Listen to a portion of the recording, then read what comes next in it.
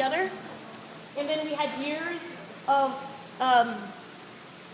trauma and genocide, and in Canada and the United States and in Australia, there was residential schools where the Native children were stolen from the parents by the white settlers and forced into these schools where they couldn't speak their language, and they were very, very abused.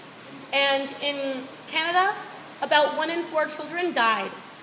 They were so mistreated that they died in these residential schools, which was part of the genocide against the Native people in the Americas. But you can see at the end here, there's a Hopi prophecy, and the Hopi are a Native American tribe.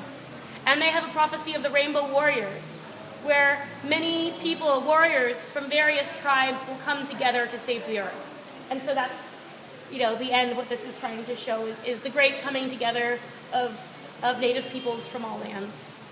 And also just various warriors. So that's the solidarity economic scene.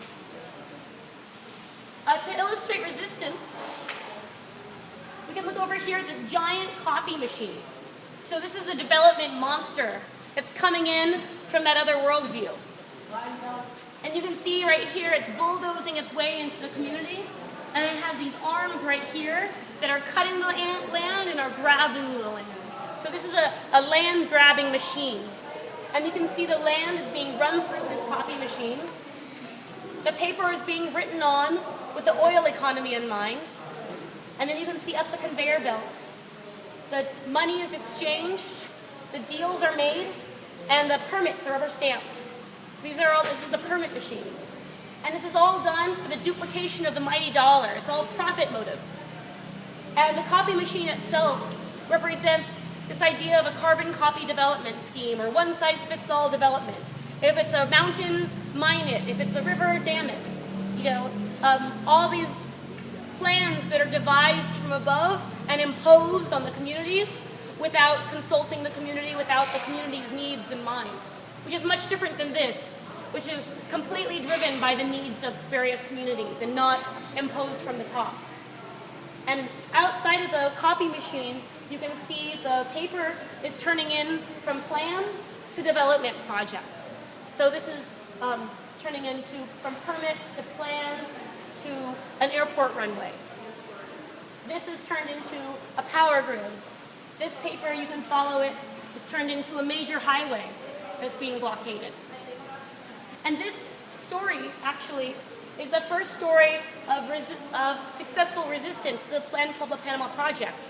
So you can see the corn, they represent the farmers, and they all have machetes. And that was the symbol of the resistance. So they would have these huge protests, which were largely peaceful, where they would have machetes, and they would march with the machetes, clanking them against each other in the streets. But the huge popular resistance, all the marches, they weren't enough to stop the airport. And so the riot cops came in to secure the area for the airport expansion, or for the airport creation.